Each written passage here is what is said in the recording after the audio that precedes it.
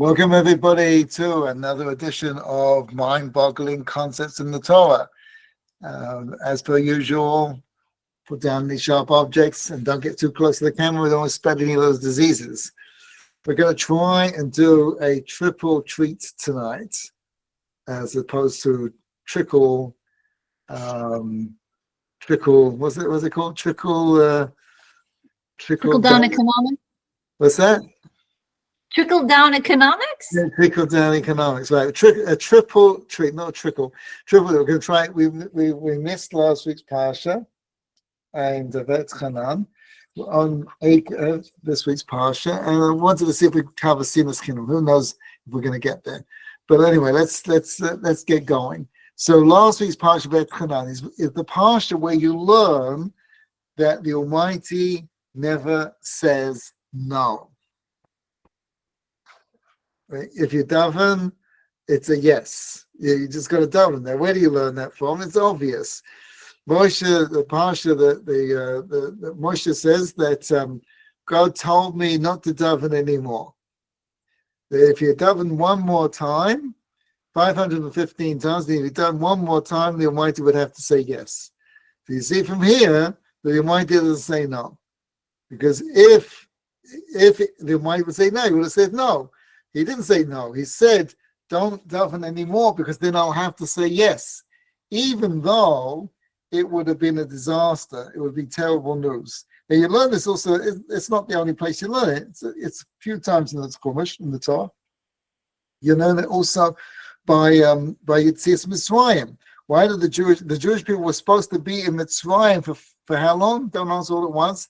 Take a number. 400 years, right? We see that from God tells Abraham. But we say in the Haggadah that the Almighty calculated the end, right? Because he told Abraham 400 years. How long were they in Egypt? 210. 210. So what happened to the 400? It got commuted further down the generations. It got pushed off to the future generations. Whatever. Well, that's true. But it was supposed to be 400 years. So what do you mean calculated the end? The end in the sense that we couldn't handle it anymore, if I remember your lessons. Oh, very good. So the Jewish people davened to the Almighty, we need to get out of here. The Almighty said yes. Even though it wasn't good for them, as we see in all these parshas, going through the Midbar, it was a disaster because they weren't ready. It's sort of like taking your kids for driving lessons and they're not ready to drive yet, but somehow they passed their test.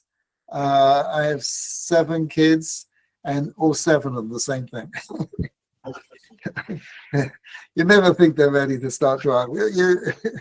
There's a joke, we used to put a flag on our house that when the kids are out driving, I want to get off the roads. So but they davened. They said we need to get out of here. The Almighty listened to their prayer. Right? There's another place. I mean, there's many places, but there's another great place where you learn it from with Rachel and Yaakov. Rachel says to Yaakov, "Give me a child." So the Midrash comes along and says, what did she mean? What do you mean? Like what's Yaakov supposed to do? Right? Give me a child. So you read my book, you know the answer to this. Cheating.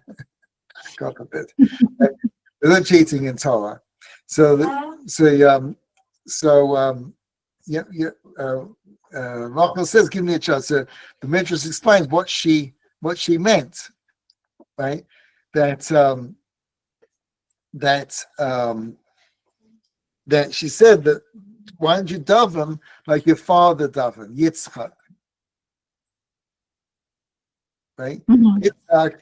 Yitzchak and Rivka davened for a child, and the Parsha told us, and the Parsha tells us that God answered his prayer. Right? A whole long thing. Why not her prayer? Okay, that's when we get around to Parsha's told us we can talk about it. But at the moment, God answered his prayer. Right? So she said to him, "Why didn't you daven? You see that Yitzchak davened and had a baby. So why didn't you do like him?" So what did Yaakov say? If I remember correctly, he said that I'm not like my father Yitzchak because Yitzchak didn't have any other kids. And so the way he prayed, he was able to get what he wanted because he was sort of like, to use a strange analogy, like your back is against the how does it go? Back against Against the the wall, back of right. the wall. No, you're like stuck in the corner, and so like you find the wherewithal to like make whatever. Right. Now we're talking about Yaakov here. Did Yaakov daven for a child for Rachel? Of course he did. Of course he did. Right? But he said, I can't daven in the way that it needs to happen. Right. In other words, the intensity required would be only if he had no children, he would have that kind of intensity so that Hashem would have no choice but to say yes. Right. So we all got lots of things. We've all got a certain, I would say lots, we've all got a certain number of things that we really want to see happen. And there's a lot of things that we'd like to see happen. I'd like to, a nice Bentley outside my front door. But we've all got things that we really want to see happen, and we're really davening intently for it. But it's not the same thing. I'll tell you a very interesting story. Stop me if you've heard this story, but we have this is an old-time student of Beisha Torah. So her father had a stroke, and she went to visit him, and the doctors told her that he can't hear or see anything. He's completely gone. He's just in a coma, right? So she's in the room with him, and she senses, she's in the room with him and is out, right? So she goes to her car, and she is like starts praying to the Almighty, and she's like mad as anything. And she says, this isn't fair. I never had a great relationship with my father. We were always estranged. And now that I'm older and I can actually talk to him without blowing up and getting upset, you know what teenagers are like and everything. And now you take him from me and I can't, it's just not right. And but she didn't say it in that tone, right? She was really, really upset. So she goes back to the hospital, into his room, and she sensed that he could notice he was there, right? So she says to him, if you can hear me, right, twitch your finger. And he moved his finger. So she didn't know if it was just like a coincidence. She says, if you can hear me, do it again. And he did. So she said, at that moment, I knew there was a God. So Rav Noah said to her, this woman had particular issues with her daughter. It was a very difficult relationship. So Rav Noah said, though, if you know how to daven, why don't you daven like that for your daughter? And she said, I guess I don't need it as much. Now she was She didn't feel it at the time how much she needed it. That's true. So she was a very sweet woman, a big tzedekah, very nice, very lovely person, but it just wasn't there. There's lots of things that we want, lots of things we'd like, but there's very few things that we need to have happen. When you need to have it happen, God won't say no. So that must be true of Mashiach as well. That's true, absolutely. So we don't think we need him, huh? Right. We don't think we need God's presence more clearly in the world. We enjoy this darkness. Ay, ay, ay. Yeah, 100%. I mean, you're talking about, there are lots of people who are all kinds of issues, and they're davening and everything, but there's that particular spot where you have to have it happen. So when you have to have it happen, God doesn't say no. Right? That's what it's Hanan. Eikev, this week's Parsha, there's a lot, there are lots in all of these Parshas. They're all phenomenal Parshas. So the Parsha begins and ends. It begins with what? We forgot already. It begins with Eikev. Now, Eikev is a very interesting concept, interesting term. It literally means heel, as in the heel, foot. And the Parsha ends with your foot. It ends with a foot. Yeah. Oh. If you walk. Kedma. Right. And then I think that this Parsha is the most obvious Parsha that the Almighty structured the Parshas as distinct units with a beginning and an end. Because it can't be an accident, a coincidence. It starts with heel and ends with foot. It's too obvious that there's obviously a message, there's a theme going through the whole Parsha. So the Parsha begins with the heel and ends with foot. Now, what does it mean, the heel? So the word Eikev is not a typical word that means because. If you keep the mitzvahs, it's because if you keep the mitzvahs, then good things are going to happen. It's sort of a deal. So the commentators come down and say, what does it mean, the mitzvah Eikev, if you keep the mitzvahs? It means if you keep the mitzvahs of the heel.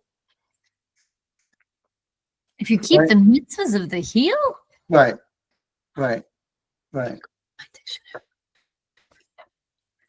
What are the mitzvahs of the heel? See, walking all over the land. What's that? Walking all over the land. That's the foot. What's the mitzvahs of the heel? The heel is to squash the snake, the Satan. Oh, okay. Right. The heel shows up.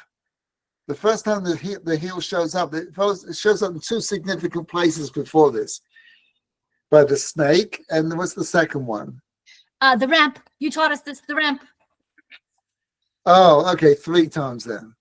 Oh, there's another place after that. Oh, wait, is it between those two? What's that? Is it between those two, the third one? Yes. See, the ramp is not really, doesn't mention the heel. Huh.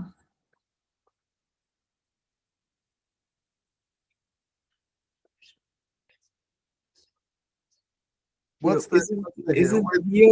isn't heel like the name of one of the avot? Right, which one? A sav. No. South? No, think of Eikev. Look at Eikev and just put a yud in one of those. Very good.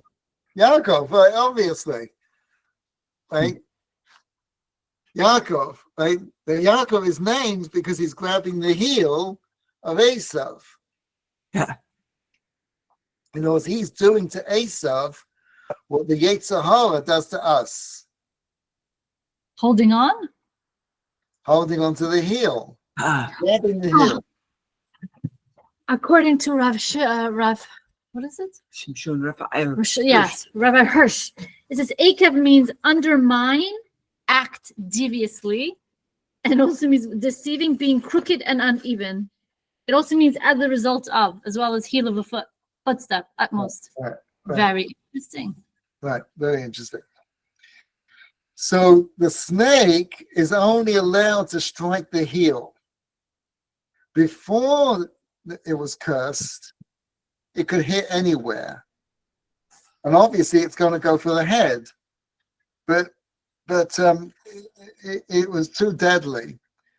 Man didn't have a chance. So God gives Adam, humanity, a chance. So it lets the snake only bite the heel. Right? When you're fighting an enemy, don't shoot their feet. That's like Achilles' heel. Like his heel, right.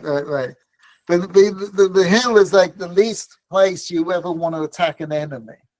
You know, if you have to, that's the only place you can find. But it's not a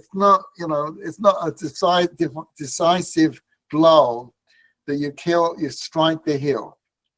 So the rabbis bring down the heel as a quote from David Melech, King David, who said, "What do I fear in the next world? The mitzvahs that I step on with my heel."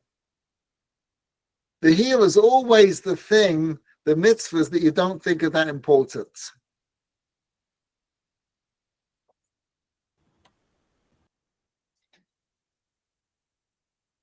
Well, that's what the snake can attack. You see, you never break a diet with a chocolate cake. Somebody who's been on the wagon, right, and not drank, is an alcoholic and hasn't drank. He doesn't break the cycle with a bottle of whiskey. It's one shot. It's always one cigarette. It's always the things that aren't very important. That's the only place the Yetzer Hara has a chance. On the You're thing, talking about the really small things. the small things, the things that aren't that important. In other words, if you've been on a diet for 6 months, one cookie is not going to make any difference. And that's absolutely true. That's why the snake can attack that. The problem is that it can only attack, you see, when the snake can only attack the smallest thing, which is one cookie. And we recognize that one cookie is not going to make any difference. It's not, but the problem is it's the next cookie. But the reason why you give in and you give it one cookie and you do one cookie is because the snake admits, your Yetzer Hara admits, you're not going to have the second cookie. At the time of the battle of the first cookie, the second cookie is not on the table because the snake is not allowed to attack that. It just wants that one cookie. That one cookie, and I'll leave you alone. And then you'll stop. Just one more cigarette, just one more drink, just one more, and then everything will be fine. And everything will be fine. Now the reason you fall for it is because it's absolutely true. You really do believe it.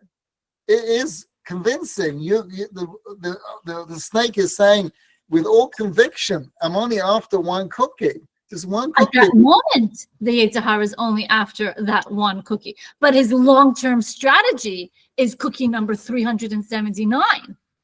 That's true. but it's not engaging on anything other than the first cookie. Right. So you really believe it. There's only one cookie. And it feels so that. You tell yourself, no, it's never just one cookie. It's true. Never just one drink. That's true. But then you say the person who's saying that has got no Yetzer Hara anymore. Really? Absolutely. Maybe they don't have a Yetzer Hara in that area anymore. That's right. Right? The thing that you have a Yetzer Hara on, right? And sometimes it's not a cookie. Sometimes it's I'm just gonna lose it with this person.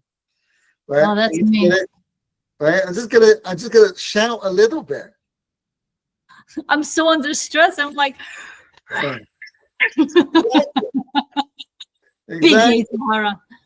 Right. So the snake can only attack, right? Yaakov attacks the heel of Esav. We're only interested in improving. See, when it came to Yishmael, there's no relationship. Right? We never really dealt with them. When we lived in their lands, we left them alone. But when Yaakov is living amongst Esav, the Western world, we drive them crazy. We the ACLU, right? We take the things that they think are the least important things. It's not that the Western world doesn't think that civil rights is important.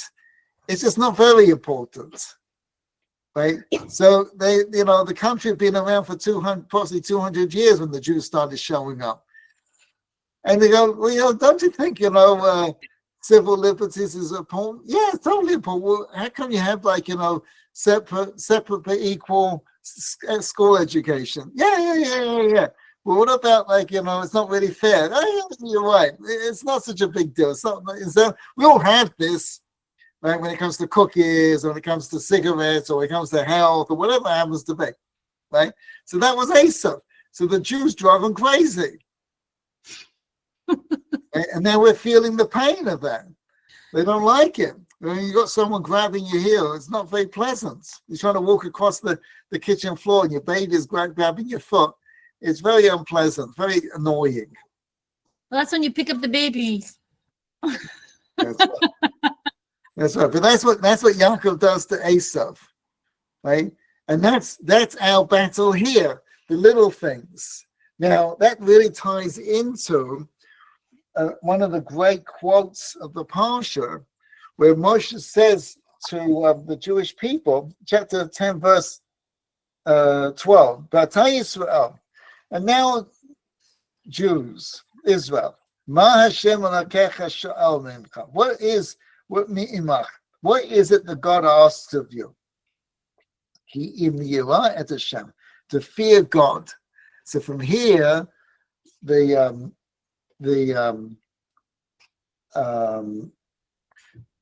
Midrash comes along and says, this Chazal come along and say that Kol b'yadei Shemaim, the only thing that you can do is Yirat Shemaim. Kol b'yadei Shemaim, chutz miYirat Shemaim. Everything is in the hands of God except the fear of God.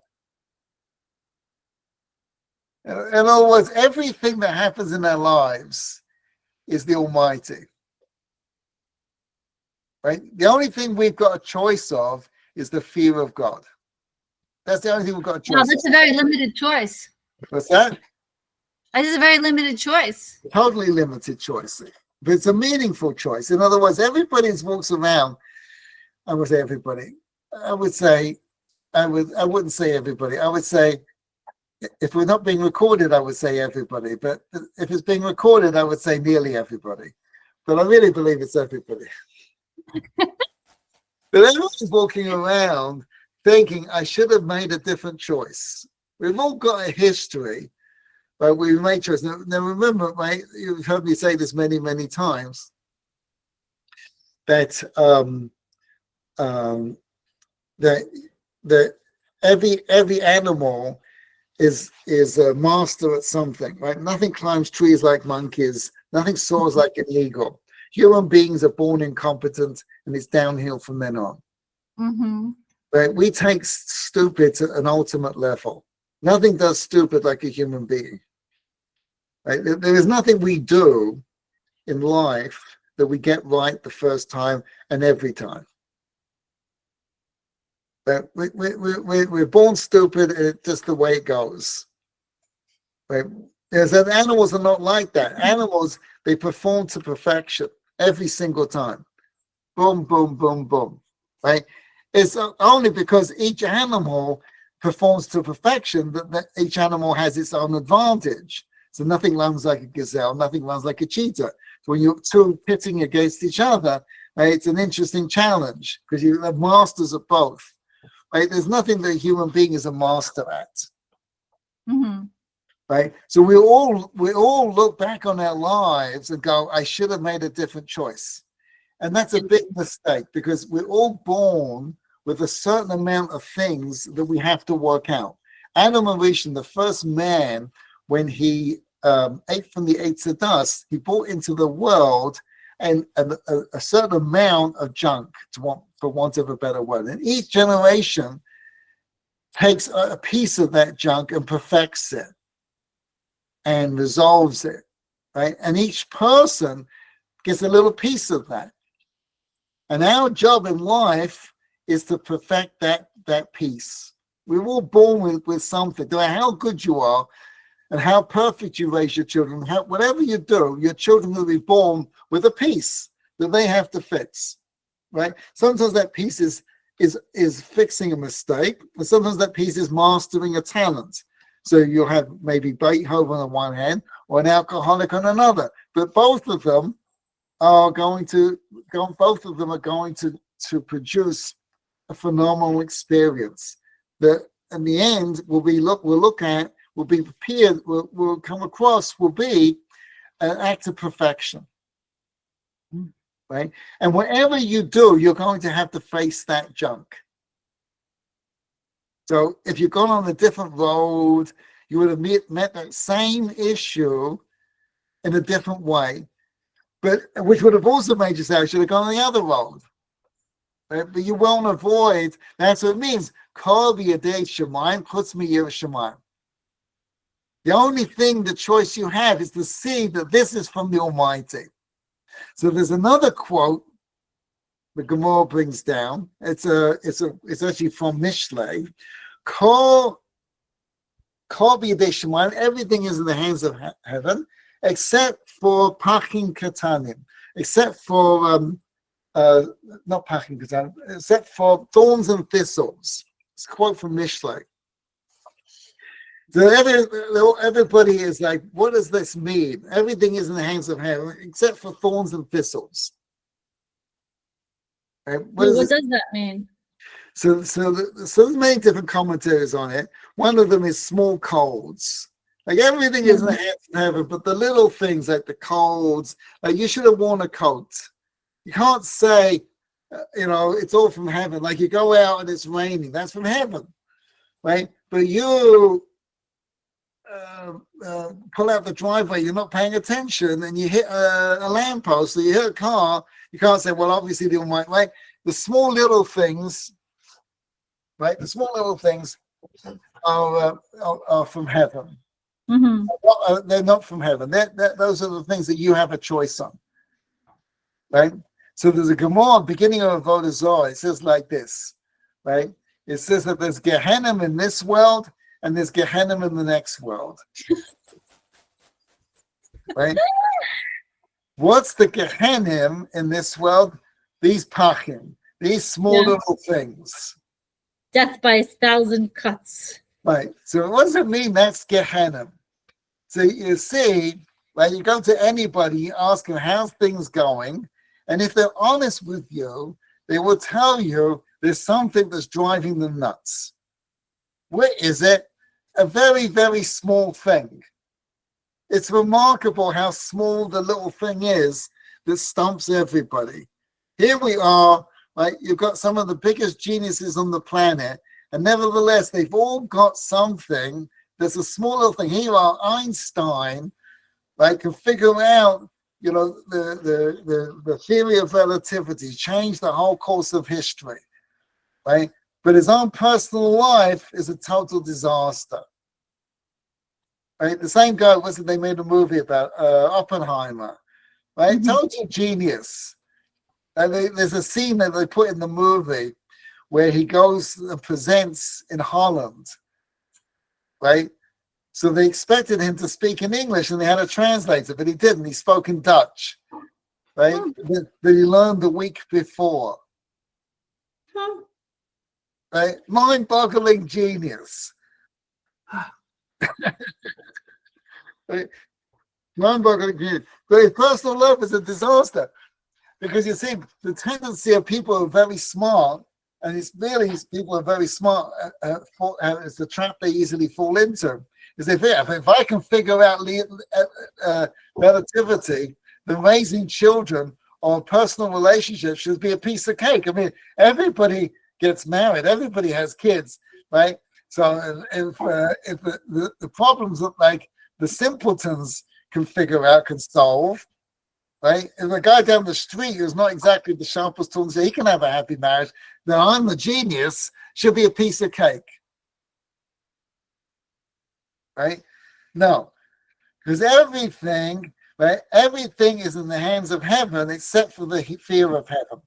Where's the fear of heaven? On the little things in life, the things in the heel. That is where your life, that's where you meet God. That's where you see God in your life. And those little things that keep going wrong. That's where God's talking to you. Illusion? We got disconnected when you said, look, the simpleton down the street, he's able to have a happy marriage. So I came up with theory of relativity, or I invented the atom bomb. So why should I? Right, so it should be a piece of cake for me. Right. Right, and that's the mistake smart people make. Is everybody's going to be challenged with the small little things in life. that's where you see God.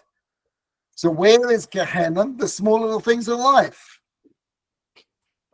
And the worst is the people who retire. Did we lose your sound? You still there? Just trying to get a more stable internet connection. Oh, sorry. Yeah, we're hooked up hopefully to a better connection.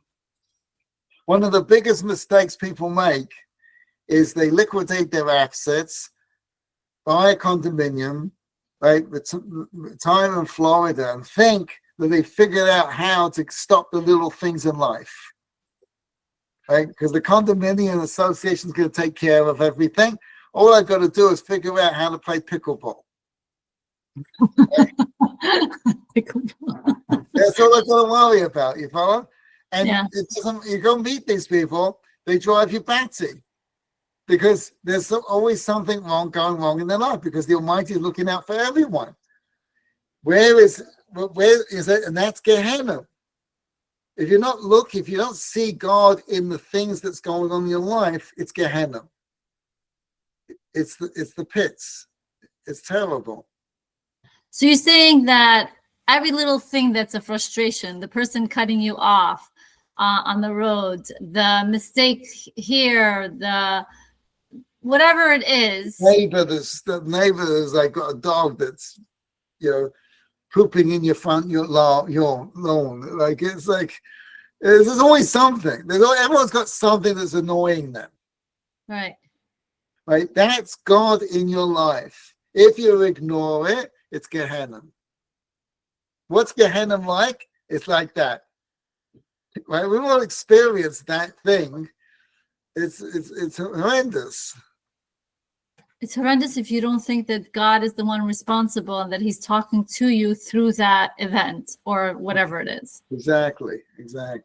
Oh. That's depressing and downing, and that's where depression comes from, I guess. Oh, that's a very interesting. No, depression really is tumor. Depression is a lack of purpose, a lack of sense of importance, that meaning. It's far more. It's far bigger than that. But I don't know if that will bring depression, because when things are annoying to you, it means you're active. You're in the game. You can't be depressed with all these annoying things. No, because it's getting you. It's when you give up. Depression is giving up.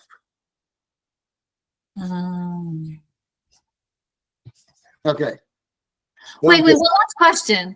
So Yes. if things happen to you and it's like baffling to you, you're like, I don't understand. Like, what is the point of this thing that occurred? Like, so that's still Yirat Shamayim because you're on the path of trying to understand what God's trying to say? 100%. If you're really trying to figure it out. 100%. Okay. Right. It's a meaningful experience. Okay.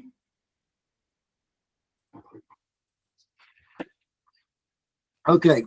So Sinat Hinum, right? That's been a big theme coming up, right? We just had Tisha B'Av. Chazal say that the second base of Mikdash was destroyed because of Sinat Chinam. This is widely mistranslated expression. It's a fascinating expression because Chazal invented it. It doesn't seem like it has any source prior to this. Do you know when they created that terminology? Like No. who first? No, okay. No, I'm not sure if this the first time it comes up is with the second base of Mikdash, but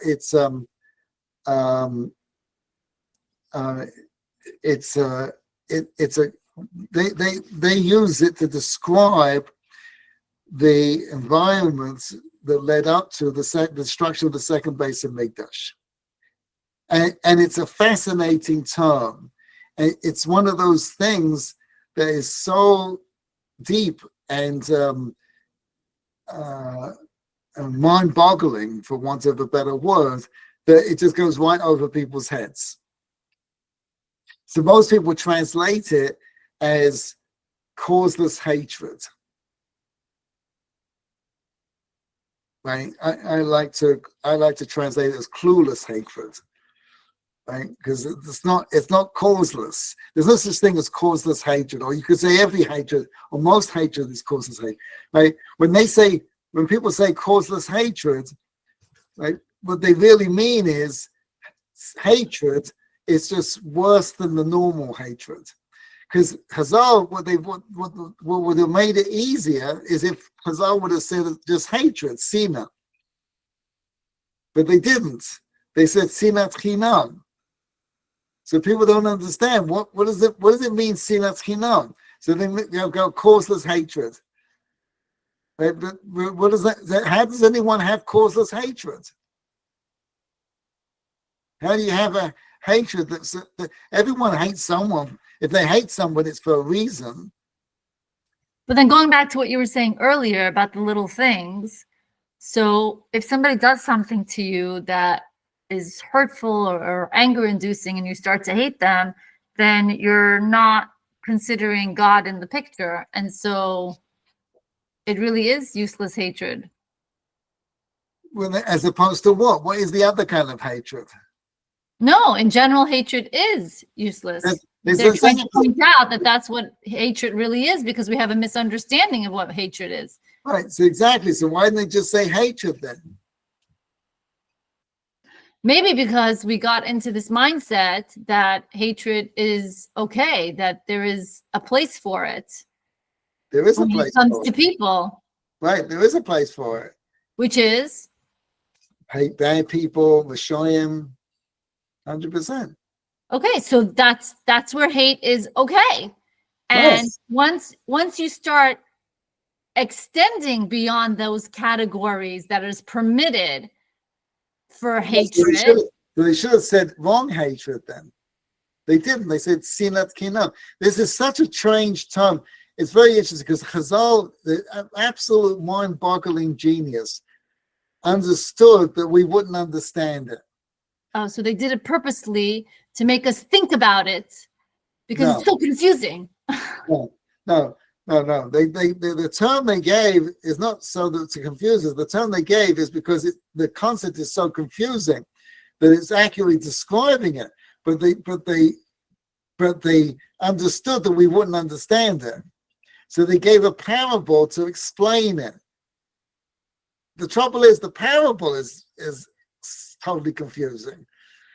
Right? And they give the famous parable of the man who had a party, and he sent his butler to go and invite Kamsa, and the butler made a mistake and invited Bar Kamsa. Right? We all know the story. The guy shows up. It really happened though, didn't it? It's not a parable. It's something that really happened. No, I used to think it really happened, but Simcha Weinberg said it doesn't, and it took me many years to realize he's right. What? It's not real? It's just a parable? It's just a story? Total story. Couldn't possibly be true. 1 second, my brain is exploding. Why could it not possibly be true? So explain. So he invites the wrong guy, right? The host goes to him and says, get out. He says, I'll pay for my dinner. I'll pay for half my dinner. I'll pay for the whole dinner. He says, no, throws him out, right? The guy says, Bar Kamsa says, this is, the rabbis were there. They didn't say anything. They must agree. I'm going to destroy. I'm going to go to the Romans, right? They're going to pay. Right? Goes to the Romans. He brings a korban, right? Puts a mur in the korban. They tell Rav Avkulos, right, we should kill him. He says, no, you can't kill him because people will say if you bring a mum, you bring a korban with a blemish, you get the death penalty. He says, well, okay, well, let's accept the korban then. He says, no, I can't do that because people think that you can bring a mum, a korban, right? And the whole of Israel was destroyed because of this, right? Wasn't the rabbi real? Isn't he a real person? No. I mean, was there a real person there? I'm not sure if we have any record of him, that's a good question. I don't know if he's mentioned anywhere else, but he's not real. No. How could that be? Because the Mesilas Yesharim talks about him too when we learn about humility. Right. That's what Rav Yochanan says. The humility of Rav Avkolos destroyed the Beis HaMikdash. Right. But it's also not true. So now, let's look at the story. Okay, let's examine. Now, I've heard this story so many times. I think every year I hear another person, another angle that who were the bad people, right? The butler, the host, the Kamsa, the other guy who should have done something. He shouldn't have let his friend, someone with his name, be like. Everybody's a bad person. The problem with the story is there's no bad person. There's no. Who are the villains of the story? The villains are the ones that destroyed the Beis HaMikdash. Who's that? So I'm cheating here because I know the answer. It's Bar Kamsa and the soldiers. Right, and the Romans. Right, but the Torah isn't talking to them. We're not talking to them. They're not showing up on Tisha B'Av. Right. Right. Now, it's very hard to imagine how Bar Kamsa could be so stupid. I mean, here he is. He's so stupid as to go to a party of his enemy and not say, I was very confused about that too, and not say, wait a minute, how is it possible that my enemy is inviting me to such an important occasion? Like, wouldn't he first contact me and make things up with me before he actually invites me to something this important? That may be true. There's different ways of answering that. But what I meant was stupid is, like, here he is, he's going to destroy everything that he has too. Right. Yeah, but that's what happens when you're in a rage. But how could that rage last for such a long? I mean, you have to travel. I mean, I would expect his rage to at least diminish by the time he arrives at the Roman garrison in order to report on all the Jews and seal their destruction. That may be true, but you do have people who do some pretty stupid, they let their righteousness, self-righteousness take over. Yes. Right? You met people like this. Right? I become sometimes this person. Yeah. Until I realize, Right. So the Torah isn't talking to them. Right. So you take those two people off the table. Right. What did everyone else do wrong? Well, some people blame the host for embarrassing Bar Kamsa. Well, you can blame it. Everyone there could have stepped in and solved the problem. And then let's say they did. Right? Let's say the rabbi stood up and protested, or let's say the host said, "Okay, fine, you can pay for your dinner." Right? Or let's say the butler, didn't make the mistake, whatever, right? Right? Let's say Rav Avkolos took the korban, or they killed, right? What would have happened differently? Well, supposedly things would be calm, but until the next skefuffle. Until the next government, right? What the story is coming to tell you, there's nothing you can do to stop this. That's so depressing, Rabbi. It's so un-Jewish also. Why? Why is it so un-Jewish? It's un-Jewish because it's like, if anything, we're the ones that say, no, things can be changed. Yes, you can find light in the darkness. No, you're not going to take my humanity away from me. I don't care what you do to me. No, I'm still going to cling to God. I don't care what you do to me. Right? I mean, could we have gone through the Spanish Inquisition if we didn't have that kind of mentality? And yet you're saying that it's the exact opposite here. That's true. That's a different point you're making, which is a great point. Right? Your dealing with it is meaningful. But you're going to be able to deal with it. You're going to understand what's going on. So what's going on? It's Sinat Hinum. Now, because you think it's causeless hate, because people think it's causeless hatred, they make these videos and they talk and they like you shouldn't have been so angry, blah blah blah blah blah. Right? It's just not true. Right? It's Sinat Hinum. Sinat Hinum is a whole different kind of Sina that is just not. It's so insipid, it's so pervasive it's so ephemeral. Well, ephemeral's not the right word. It's not so Insidious. pervasive that we just don't even realize that. Like it's like everybody's wearing, the wrong thing, and they get used to it. You don't even see it, right? So let's see if we can start to unravel this. So one of my mentors was Peter Drucker. I've mentioned him a few times. He coined the phrase a knowledge economy. Mm-hmm. Right? I mean, today we think it's standard, but when he said it, it was revolutionary. He was it's known as the father of time management. Mm-hmm. So he said to me that he met Freud. He grew up in Vienna. He was a little boy in Vienna. His mother was a doctor in Vienna. And as a little boy, he met Freud. Freud used to come over to their house. So he said when Freud came out with his stuff, the medical world went crazy. Right? Remember when chiropractic first came into being, right? The established medical world thought it was hocus pocus, right? They were so against it. And the medical world is not very open-minded profession. So nothing personal, So personal doctors might be, but in terms of the, but anyway, so Freud famously said it was anti-Semitism. So Drucker said to me that was absurd. So because other than my mother, all the doctors in Vienna were Jewish, a very high percentage. Right? Vienna was the Mayo Clinic of the medical world in those days before the Second World War. The reason they hated it is because they were all socialists. This is where socialized medicine came from.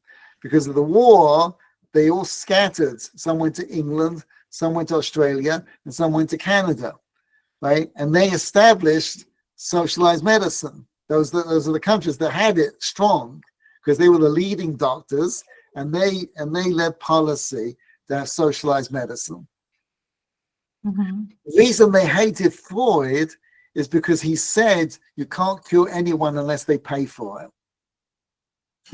They hated that because they were socialists. They wanted to make free medicine, free healthcare, right? And Freud said the cheaper you make it, the less effective it is, which is what we see. Right, you follow? Now, why is that? Sinat Hinum. People hate free. If it's free, it has no value. That's what Sinat Chinam is. Sinat Chinam, right?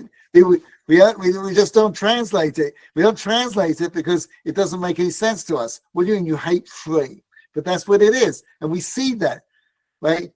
You go to the average therapist, the average psychologist, and I have students, I send them to therapists, I send them to psychologists. I'm a big believer in it. I talk to them, I consult with therapists. They definitely have something to say. But if it wasn't for the fact they got a degree on their wall, no one would pay attention to them. If you just met them on the street, they're your next door neighbor, they didn't tell you what they did for a profession, you'd never listen to them because they have nothing above your mother.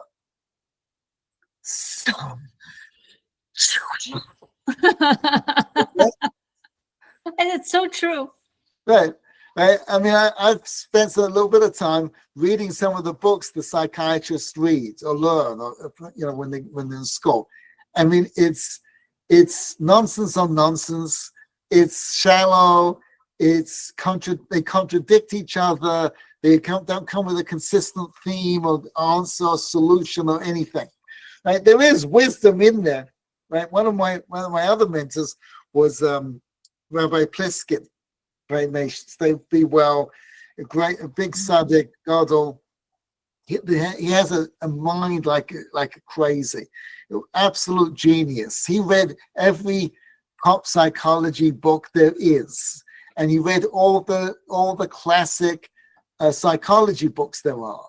Right, and not only that, you could, and I've done it. You could ask him about any philosophy, any book, and he will tell you. Not only you had a note system, of every single book and what it was based on and what the point of the book is and how it was an absolute genius. And he said to me once, he said that the psychology schools recognize the pop psychology world is far more effective in treating people than their I would say all of the schools get it, but a significant number of them.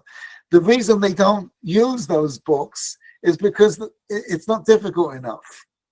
It's like you can't have Tony Robbins as a course in Harvard psychiatry course. It doesn't go. So they're going to have all the big guys, and these people who take these courses have some of the least common sense of anybody. The best psychiatrists are the people who, despite what they learned, have a sense of what human beings are like and how to help them. But they're not getting it from what they've learned. This is not how you learn wisdom for living. Right. So anyway, so why do people go to them? Because it's not free. You go to because they're just desperate. What's that? I thought it's just because they're desperate. Yes, but if they're that desperate, listen to their mother, listen to their father, listen to their neighbor. And if you as a rabbi, people would come to me with what their therapist tell them, and some of it's okay, and some of it's good, and a lot of it's just junk. But why are they going? There's very little discernment going on because it's not free. They don't want to hear free advice. It's interesting. Sinat Hinum. Right? Now, the truth of the matter is, just to get a little bit more confusing, Sinat Chinam is actually a very good thing.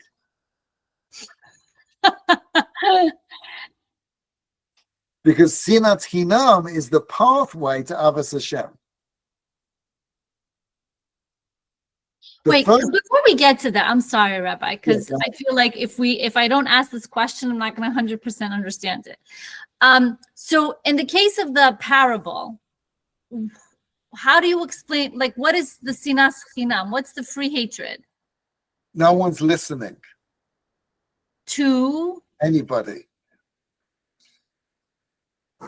So go through the story with me. I'm a little bit slow. The butler. Who is he not listening? Oh, he didn't listen to the host properly because he got the wrong guy. Yeah, right. Okay. Bar Kamsa gets invited. You take out the two Rishoyim, Bar Kamsa and the Romans, nobody else is listening. Okay, so now the host. No one's listening. It's just a matter of time till something else will. It's sort of like an unhealthy body. You have an unhealthy body, well, as long as you don't get an infection, you're fine. But what will trigger, a deathly infection? What will trigger death? Anything. Right. So somebody who has cancer, chas v'shalom, they get the flu, and that could finish them off, for example. That's right. It's an unhealthy system. Sinat Hinum is just I don't want to listen to any free advice. Okay, so you're saying potentially in this parable, I'm sure somebody, you're saying, was telling the host, listen, why are you making such a big deal? Accept this guy's offer. Just leave him be. You're destroying your own party. Why are you making such a big stink? You'll deal with it later. It's destroying the whole world. Well, but just right then and there, you're saying he probably was given free advice. I'm sure he was. So you're saying that everybody in this story, except Bar Kamsa and the Roman soldiers, were not listening to whatever free advice was being given to them? That's right. No one's listening. Wow. I really don't relate then to the story that much because I'm not a big fan of therapists, even though I've used them, because ultimately I'm like, I have more insight than you do. So what the heck am I paying you for? Exactly. That's exactly the point. What is the appeal of these people? I have to say, maybe once in a while you find someone that actually has some really good suggestions, and you're like, oh yeah, okay, I could change my perspective a little bit and see it this way. Right, exactly. But it's a rare thing. Yes, I admit it's a very rare thing. Right. You get better advice by asking your neighbor, or your cousin, or your Aunt Bessie, or your mother, or your father, or your husband, or your kids. You know what's funny is that some people don't want to give you advice. They're afraid. That's true When you too. ask for free advice, sometimes people won't give it to you. Right. Because a lot of people know you're not going to listen. No, but you're asking for it. Yeah. So because people, either they don't have an idea, or they know you're not going to listen, or they're going to hate you for it because it's Sinat Hinum. Oh no, they think that I'm gonna hate them if they give me advice that I don't want to hear. Right. There's a famous story of, like, I forget who it was, who used to carry a little bag of pebbles around. So anybody he helped, he gave him a pebble. So they said, why are you giving me the pebble? Right? Because I know you're going to hate me. So I'd rather you throw this than a rock. Oh, in that case, here's a bean. Right. Right. It's a famous story of the Chazon Ish. Right? They came and told him, somebody in town hates you. He said, I don't know why they hate me. I didn't help him at all. So this explains why people hate me, because I try to help them. It's Sinat Chinam. You gave free advice. So I need to stop giving the free advice? Is that what I need to do? No. But once you recognize what's going on, it really helps you and how you engage with people. How so? How would I engage with people differently? So first, you got to understand Sinat Hinum is the pathway to Avos Hashem. Okay. So it starts with Sinas Hashem. They hate God. Right. That's the first base of Mikdash was destroyed because Sinas Hashem.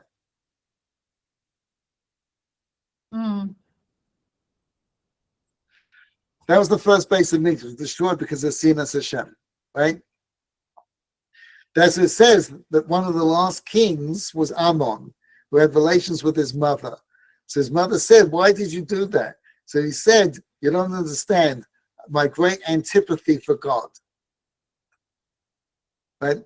The first base of Mikdash was destroyed because people hated God. How can you hate God?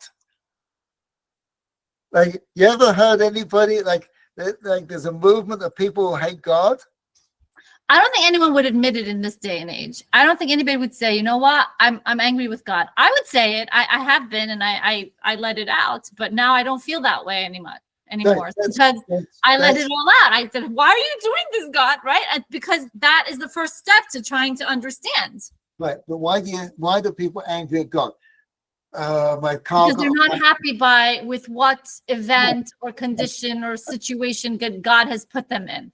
Right, exactly. But that's not the first base of Mikdash. The first base of Mikdash was Giloi Panim. It was not Hester Panim. Giloi Panim, see, we have Hester Panim, which is a hidden face, which we don't see God in the world. But the first base which had Giloi Panim means, you know what Giloi Panim is? You wake up in the morning and go, should I have cereal or should I have grapefruit? Have grapefruit. It's better for you. You've got a weak heart, you need grapefruit, right? You need to lose weight, don't have the cereal, right? Okay, well, should I take the road or should I take the highway? Take the small road. Right, there's band. Okay, thank you. That's Giloi Panim. I can see where they could be pretty irritating if you don't want to get that advice, if you don't want to be told. But I have to say, it makes things so much easier. That's totally easy. Are you kidding me? If I get up every morning and God's already telling me the plan for the day, come on, let's go. Right. Now, if that were true, our children would love us. Right? Because here they are, they wake up in the morning, right? And every choice they make, you're telling what to do. And there's no bad consequences. Nothing wrong happens in their lives. So therefore what? They should love you. So that's not the reality. The reality is they hate you. Nothing personal. I've got kids too, right? But they hate their parents. They might not say it, right? But they're looking forward to the day that they don't have a mother telling them what to do, what car to buy, and what job to get, and blah blah blah blah blah blah blah. What color the socks should match, and take a shower. I don't want a mother. Brush your teeth twice a day, not just once. Right, brush your teeth. Like you said, that's Sinat Hashem. You follow? Yeah. After Sinat Hashem is Sinat Hinum. All right. You see, and they go out into the big wide world. Okay, fine. You don't want your parents telling you what to do. Okay, get an apartment, get a job, go out. You follow? Now, who do they hate? They hate you. No. They realize that living at home was fantastic. Don't you miss living at home? No responsibilities. It was just great. I wish I could live I like would still think there's some people that would still hate their parents. Why did they kick me out? How dare they? Blah blah. Yeah. No, there's definitely abusive and psychosis going on and trauma. But I'm talking about the regular people, right? Okay. And so when you leave home, you look back at your life at home, go, oh my goodness, that was fantastic. I didn't have to worry about anything that way. The mortgage didn't have to worry. It was a great life. All I had to do was wake up in the morning and open my mouth, and my mother would stick food down it. Oh my goodness. And there's always, it doesn't matter how far back in your childhood you want to go, but there was always a part would go, this was the best life. Uh-huh.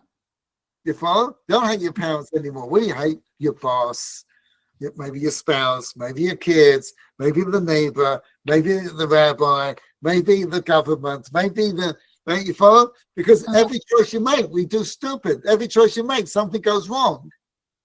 Uh-huh. You follow? That's Sinat Chinam. That's hatred for everything. It's freely available. Freely available, right? It's hatred for anything, right? What do I not hate? The decisions I make. Oh, I never make a mistake. Right? Oh no, I go back and regret like crazy. Yes, but I don't hate it.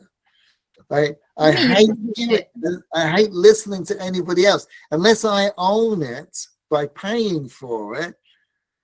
Right? I hate free advice. I don't know. I'm with the free advice business. I once asked my older sister what advice she would give me.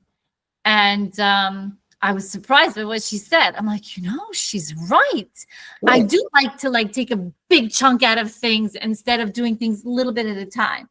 Yeah. I'm like, wow, that's so true. Right. You see, you're in the path of learning and growing. So, oh, you're saying because I want to grow and because I want to be better, right. I don't get annoyed by it? No, right, exactly. But you see everybody else, they don't want to hear it. Oh, so that's the difference you're saying, is because if you don't want to change and you don't want to grow, then you're going to hate everybody. Yeah, you see, when I first started this business, I came to America, right? I've learned a number of years in yeshiva. I had the 48 ways of Noah, blah, blah, blah, blah, blah. I thought, wow, this is going to be so easy. Going to all these business people, they're clearly messing up their lives. They got kids, they don't know what they're doing. Someone who's successful in business hasn't got time to think about anything else. So they're clueless. And I would have thought, I did think, should be lining up. I remember I thought, you know what? Because everybody comes to me, all the issues that everyone comes to me with, they all comes down to, most of the issues have to do with their marriage. It's not every issue is their marriage, but it's all going to be coming out there. Right, because that's the most important connection. It's not just the most important connection, it is all your stupidity shows in your marriage. Okay. Right? That's it. Right? Right? Like an alcoholic, right? Yes, he's showing up at work drunk, right? But it's coming out, right? Because their husband or your wife is telling you, stop drinking. Oh, my wife is such a nag, it's driving me nuts. She's always telling me not to drink. Duh. Instead, your marriage relationship is the core issue. If you work that out, so of everything else. Invariably, not 100%, it's not working every single time, but most of the issues that people have are dealt so, and everyone complains about their marriage. Everybody complains about the marriage, right? And they go to these marriage classes and the counselors and all this other stuff, right, folks? So I thought to myself, wow, this is the perfect opportunity. I'm going to create the best marriage program ever. So I wrote down, I researched every single issue that couples have in their marriage. And then I worked on all the best answers to those issues. And I put it together a seminar and made it free. And I figured they're going to line out the door. I remember we used to go to the classes. Yeah. But, other than a few handful of people, no one was showing up. And I had to beg people to come. It was ridiculous. I go, what's going on? Right? Because it's free. It's free. It's just free. It's mind-boggling. It's just free. Sinat Hinum. Right? The Holocaust was Sinat Hashem. They came out of the Holocaust, we hate God. You remember these people. How did God have this happen? I can't believe it. You follow? The Holocaust was seen, right, was seen as Hashem because they were so religious, right?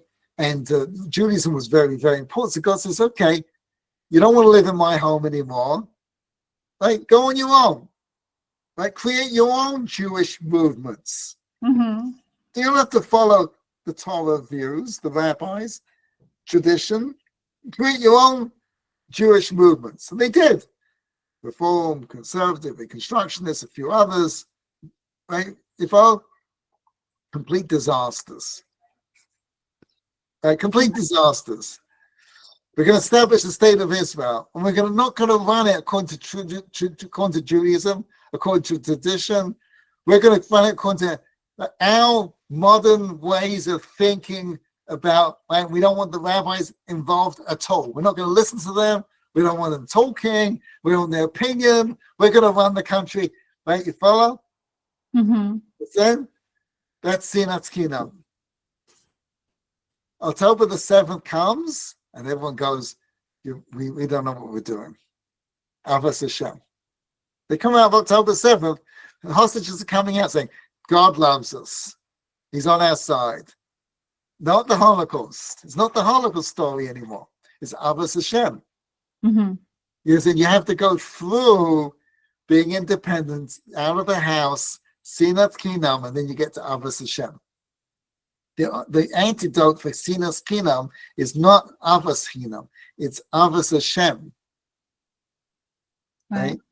That everything that's happening to me, all those little teeny things, right? The pachim, the little thorns and thistles, right? All those things are signs that the Almighty loves you. Everything is good. Why do we love our children? Because all the little things are good. It's not just the good things are good and then we have to put up with bad stuff. Everything is good. That's like Avos Hashem. When everything is good, then you have a life. Wow. So going back to my question, okay? I asked, well, how do I deal with people now? Because if my free advice is what's causing their hatred, how do you deal with people? How are you going to be dealing now with people with this new insight? So you see, are they really looking for help? Are they just constantly, you said, they're like the host of the party. They're like Rav Avkulis. They are not listening. Right. They just want to talk. They just want to hear you say whatever you have to say. They're totally not interested. Mm-hmm. Right? They're not seeking. They're not trying to figure it out. They just want to talk. They just want to complain. Right? They're in Sinat Chinam. Mm-hmm. Right? Before October the 7th, protests on the street. Netanyahu is a demagogue. He's a crook. He's a this. He's that. The rabbis. They just hate somebody. Mm-hmm. That's Chinam, right? You talk to them, you can't talk to them. They don't want to hear it. They don't want to listen. They're just looking for somebody to hate. Mm-hmm. Right? See, you can talk to them, but it's not getting. You might as well charge them because they're not listening. Right. They just want to pay because they hate free. It has to be their advice, their idea. You can't talk to Rav Avkulis. It's not his idea.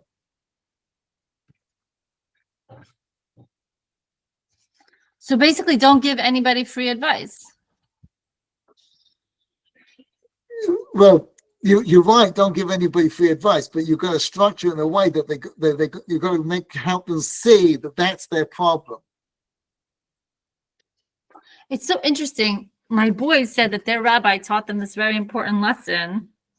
I don't know all the details, but basically he learned from somebody great that he never would give people advice unless they came and asked for it. Right, 100%. That's exactly the idea, because they're not interested. So I'm out of the business because nobody comes to ask me. Well, they don't come and ask me either. It's just you've got to make them want it. Oh, that's a tall order, Rabbi. That's as it is. Giving them free advice is a lot of work. Now we have to get them to want the free advice. Come on. It's true. It's true. You're 100% right. It's a very tall order. It's no easy thing. But unless they do that, you're not going to help. Remember what it was like before October 7th, right? You had all these Israelis shouting each other, and then you had the people standing in the middle saying, listen, it's obviously not going anywhere. Right? Maybe that's the trick. Maybe it's listening to what they say, repeating back what they've said, so they feel like they've been heard. And once they feel satisfied in being heard, maybe then they can hear. Well, that definitely is a technique that's going to work. That's definitely going to be, it's interesting. Moshe, when God comes to Moshe and he says to him, go and save the Jewish people. So Moshe says three things. He says they won't, and forget the order. They won't listen to me, they won't believe me, and they'll say God never appeared to you. Uh-huh. Right? I'm not sure whether they listen to me or believe me, which one came first. But the last one was, they'll say God never spoke to you. What do you need the last one for? They won't listen to you, they won't believe you, they won't listen to me, they won't believe me, and they'll say God never appeared to you. It does seem redundant, but the last one is the only one that has God in it. That's true, right? That's true. But you see, God helps him. He says, I'll give you what to do, but they won't listen. Right? But that, I have to find it. Okay. Here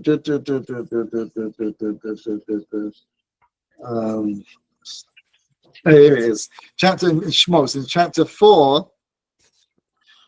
So first is they won't believe me, they won't listen. Chapter 4, verse 1. They won't believe me, they won't listen to me, right? And they'll say God never appeared to you. Mm-hmm. So God says to him, okay, but they won't believe you, this is what you do. You throw down the staff, turn into a snake. They won't listen to you, this is what you do. You put your hand in your jacket and it comes out leprous. Right? Mm-hmm. But the third one, why those two? A whole nother class, another time. But the third one, he says, right? For they'll say, God never appeared to you, right? That's covered in the first two.